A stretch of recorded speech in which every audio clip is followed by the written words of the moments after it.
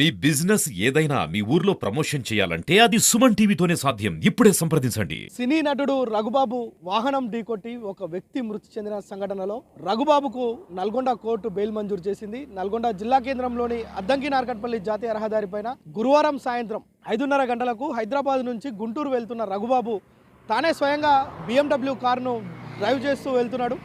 So 5:30 గంటలకు నల్గొండ జిల్లా కేంద్రానికి రాగానే రిక్షా పుల్లర్స్ కాలనీ వద్ద వాకింగ్కి బైక్ పైన వెంచర్కి వెళ్తున్న సీనియర్ బీఆర్ఎస్ నేత, ఇక్కడ ఉన్న మాజీ ఎమ్మెల్యే కంచర్ల భూపాల్ రెడ్డి ప్రధాన అనుచరుడు సందినేని జనార్దన్ రావు దాదాపు 130-140 స్పీడ్లో ఢీకొట్టడంతో, ద్విచక్ర వాహనాన్ని ఢీకొట్టడంతో అక్కడికక్కడే సందినేని జనార్దన్ రావు అక్కడికక్కడే తీవ్ర గాయాల పాలై చనిపోయిండు.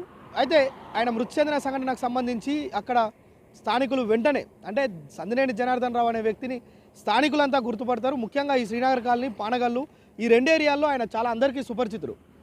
అయితే ఆయనకు యాక్సిడెంట్ అయింది అని తెలవగానే ఈ చుట్టుపక్కల ఉన్న ప్రజలంతా పెద్ద ఎత్తున గుమిగూడి రఘుబాబుతోటి వాగ్వివాదం చేసిన పరిస్థితి ఉంది. అయితే అత్యంత వేగంగా రావడం, అతి వేగంగా ఢీకొట్టడంతోనే జనార్దన్ రావు అక్కడికక్కడే మృతి చెందాడు. అయితే కుటుంబ సభ్యుల ఫిర్యాదు మేరకు నల్గొండ 2 టౌన్ పోలీస్ స్టేషన్లో ఫిర్యాదు చేయడంతో కేసు నమోదు చేసి వెంటనే పోలీసులు సంఘటన స్థలానికి చేరుకొని పార్థివ దేహాన్ని మార్చురికి తరలించడంతో పాటు రఘుబాబును 2 టౌన్ స్టేషన్కి తీసుకువెళ్ళి అక్కడ వ్యక్తిగత పూచీకత్తు పైన, అంటే సినీ నటుడు కావడం, హాస్య నటుడు కావడంతో కొంత సెలబ్రుబాట్లు ఉంటాయి. ఆ మెసులుబాట్లలో భాగంగానే ఆయనకు వ్యక్తిగత పూచీకత్తు మీద ఆయనను విడుదల చేశారు. అయితే రఘుబాబుకు నిన్న శుక్రవారం సాయంత్రం 5:30 గంటలకు నల్గొండ కోర్టు బెయిల్ మంజూరు చేసింది. 304/A ఈ సెక్షన్ కింద నల్గొండ 2 టౌన్లో కేసు నమోదైంది. ఈ సెక్షన్ ఏంటంటే ర్యాష్ డ్రైవింగ్, నిర్లక్ష్యంతో వాహనాన్ని అతివేగంగా నడిపిరనే అంశాలు ఈ సెక్షన్ కిందకి వస్తాయి. 304/A కింద పోలీసులు కేసు నమోదు చేయగా నిన్న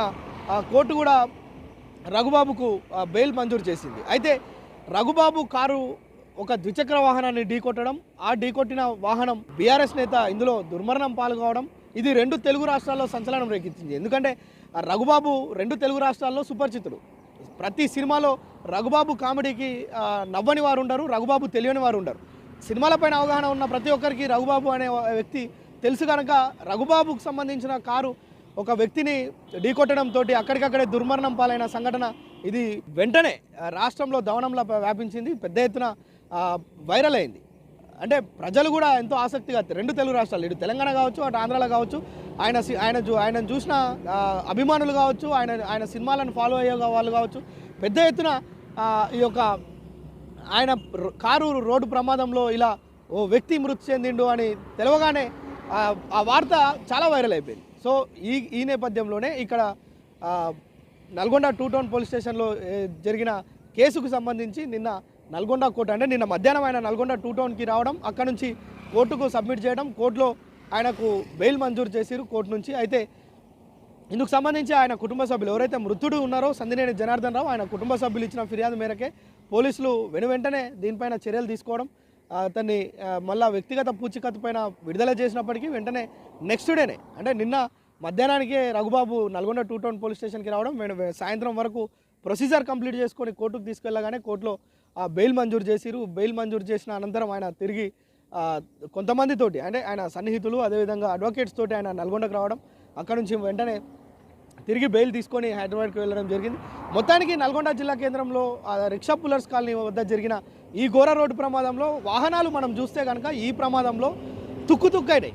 BMW కారు దాదాపు ₹1,00,00,000 పైన ఉంటుంది. ఆ కారు పూర్తిగా, అందులో ఎయిర్ బెలూన్స్ ఉండడం వల్ల రఘుబాబుకు ఎలాంటి గాయాలు కాలే, కానీ ఈ ప్రమాదంలో రఘుబాబుకు కూడా గాయాలు కావాల్సి ఉండే. అంత కాస్ట్లీ కారు, అందులో ఎయిర్ బెలూన్స్ ఓపెన్ కావడం, రఘుబాబు సేఫ్ అయిండో. ఆ ద్విచక్ర వాహనాన్ని మనం చూపించినాం, సుమన్ టీవీ ద్వారా చూపించినాం. ఆ కారులో మొత్తం ఆ ద్విచక్ర వాహనం ఇరుక్కుపోయిన నేపథ్యంలో దాదాపు 100 మీటర్ల దూరం లాక్కు వెళ్ళి అక్కడ ఆగడంతో ఏదైతే జనార్దన్ రావు అనే మృతుడు ఉన్నాడో ఆయన దానిపైన 4 పల్టీలు కొట్టి డివైడర్ మీద పడడంతో బయటికి రక్తపు చుక్క రాలే, కానీ మొత్తం పూర్తిగా లోపల ఎముకలు మొత్తం విరిగిపోయినాయని డాక్టర్లు చెప్పడం అయితే చూస్తున్నాం. మొత్తానికి ఆయనకు ఒక భార్యతో పాటు ఒక బాబు, ఒక పాప ఉన్నారు. వారిద్దరు కూడా హైదరాబాద్లో ఒకరు ఉద్యోగం చేస్తున్నారు, బాబు బీటెక్ చేస్తున్న వ్యక్తి. అయితే ఎమ్మెల్యే, ఇక్కడ మాజీ ఎమ్మెల్యే కంచర్ల భూపాల్ రెడ్డికి ఆయన సన్నిహితుడు కావడంతో యాక్సిడెంట్ జరిగిన నాటి నుంచి అంత్యక్రియలు జరిగేంత వరకు కూడా మాజీ ఎమ్మెల్యే కంచర్ల భూపాల్ రెడ్డి కావచ్చు, ఇక్కడ ఉన్న